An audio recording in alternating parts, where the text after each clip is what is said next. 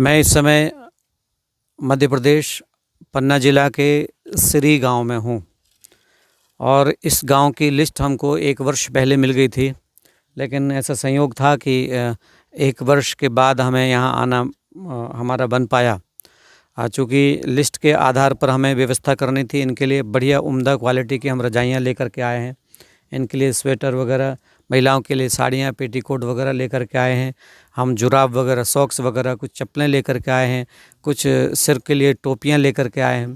तो ये सारी व्यवस्थाएं हम जितना भी हमारी क्षमता के आधार पर हो सकता है।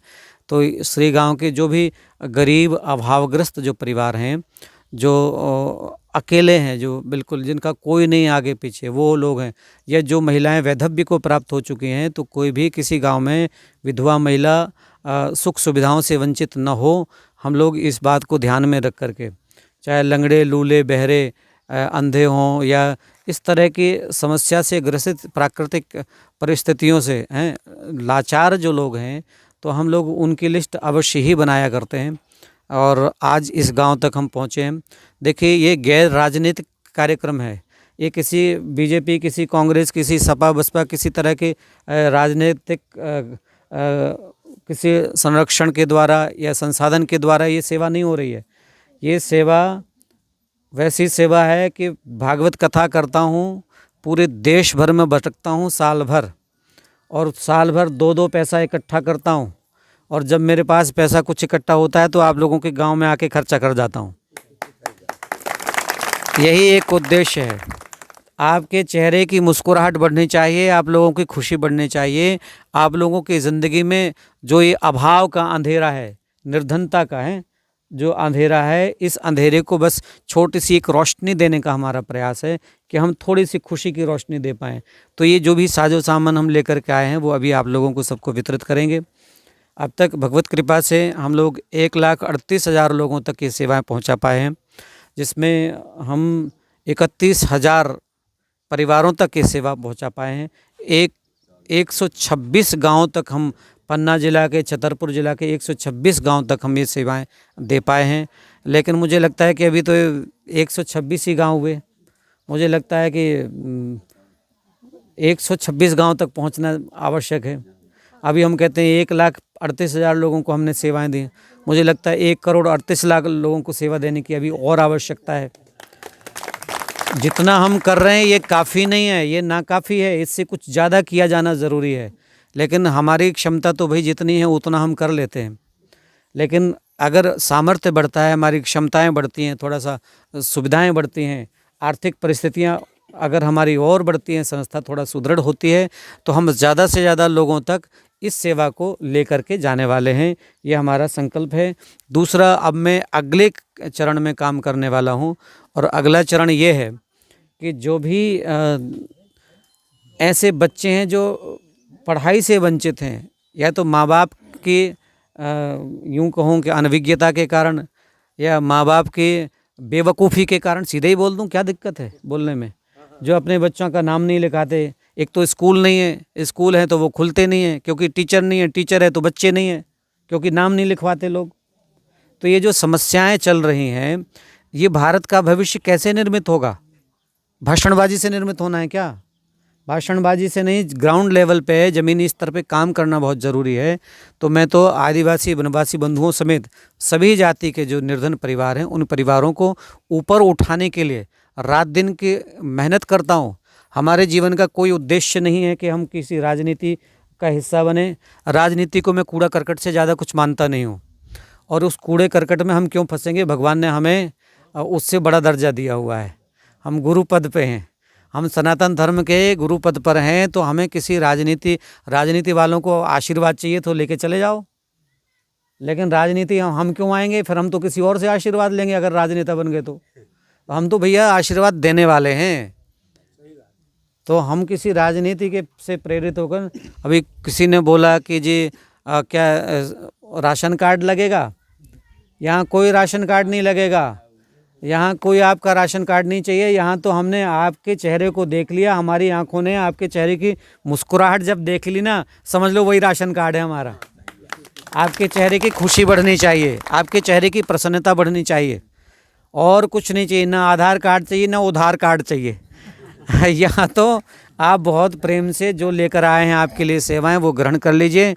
हाँ, इतना ज़रूर हम कहेंगे, अपने बच्चों को पढ़ाने के लिए भेजो, क्योंकि परमानेंट समाधान वही है कि आपके बच्चे पढ़ लिख जाएं तो 2 पैसा अपने आप कमाएंगे और अपनी व्यवस्था जुटा लेंगे। अभी हम प्रयास शिक्षा पर करेंगे और शिक्षा के साथ साथ स्वास्थ्य पर हम लोग टारगेट कर रहे हैं कि स्वास्थ्य सुविधाएं दी जा सकें, तो उसके लिए हम बिल्कुल प्रयासरत हैं आने वाले समय में। दूसरा सबसे महत्वपूर्ण बात है कि भैया मैं किस किस को कितना कितना बांटता रहूँगा, सबकी एक अपनी क्षमता है। हमारे पास सीमित संसाधन है, बहुत ज़्यादा नहीं है कुछ भी, लेकिन हम ये कोशिश अब कर रहे हैं कि तुम्हारे गांव के या आसपास के इन गांव में अगर कोई ऐसे युवक हैं कि जो बेरोजगार हैं, हिम्मत तो है उनमें, मेहनत तो कर सकते हैं, लेकिन हाथों को काम नहीं है, बेरोजगारी बहुत बड़ी समस्या है। तो अब हम ये कोशिश कर रहे हैं, हमने अभी घोषणा की है अमानगंज में ही कि हम आने वाले 1 वर्ष के अंदर, अगर भगवान ने चाहा तो 1 वर्ष के अंदर कम से कम 100 युवकों को रोजगार देंगे।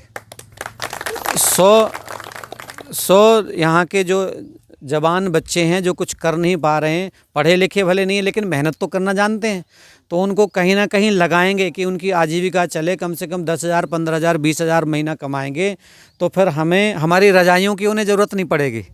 हमारे पैंट शर्ट बांटने के लिए वो मोहताज नहीं रहेंगे, वो अपना पैंट शर्ट खुद खरीद सकते हैं। महिलाओं को, अपनी माताओं को, अपनी बहनों को वो खुद भी खरीद के दे सकते हैं।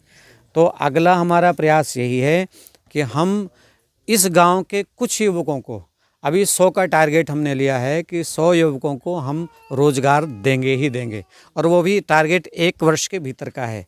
तो ये भी हमारी तरफ से प्रयास रहेगा। बस भगवान से हमारे लिए प्रार्थना ज़रूर करना कि हमारा सामर्थ्य बढ़े तो हम आपके लिए कुछ कर पाएँ, और हमारा सौभाग्य होगा कि हम आपके लिए कुछ कर पाएँ। ना तो हम विधाता हैं, ना हम ये सुख दावा कर सकते हैं कि हम आपको सुखी करने आए हैं। सुखी केवल ईश्वर करता है, हम तो केवल सेवक हैं आपके, और हम केवल आपके खुशी को बढ़ाने के लिए, मुस्कुराहट के परिवर्धन के लिए अगर माध्यम बन सके, निमित्त बन सके, तो ये हमारा सौभाग्य है। इससे ज़्यादा और कुछ कोई बात नहीं है। इसलिए बहुत प्रेम से अब बारी बारी से जिनका नाम बोला जाता है आप लोग आएँ और ये सेवाएं जो हम लेकर के आए हैं ये ग्रहण करते जाइए। 1 वर्ष से इंतज़ार था, 1 वर्ष पहले हमें लिस्ट मिली थी, लेकिन हम क्षमा चाहते हैं कि बहुत देर से आपके गांव आ पाए हैं। हम 1 साल के बाद आ पाए हैं। अब फिर भी इसके बाद भी जो आज बंटवारा हो रहा है, इन चीज़ों का जो आवंटन होगा, रजाइयाँ वितरण होंगी, कोई अगर ऐसा गाँव का गरीब किसी भी जाति का हो, अगर वो बच जाए तो निराश होने की ज़रूरत नहीं है, पीछे पीछे भागने की भी ज़रूरत नहीं है। बार बार हम कहें रामनिवास जी से भी बार बार कहने की, याचना करने की ज़रूरत नहीं है, क्योंकि याचना तो जो दाता बनते हैं उनके सामने की जाती है। हम कोई दाता नहीं है। तुम याचना करो मत, तुम सीधा चुपचाप नाम लिखवा दो, ये वस्तुएं तुम्हारे घर अपने आप आएंगी, तुम्हें नहीं खोजने के लिए जाना पड़ेगा। समझ रहे हैं?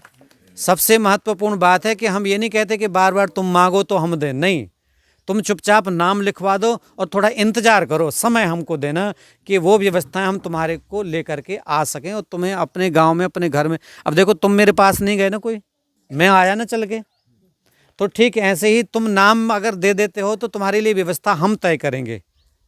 तुम्हें बिल्कुल परेशान होने की ज़रूरत नहीं है।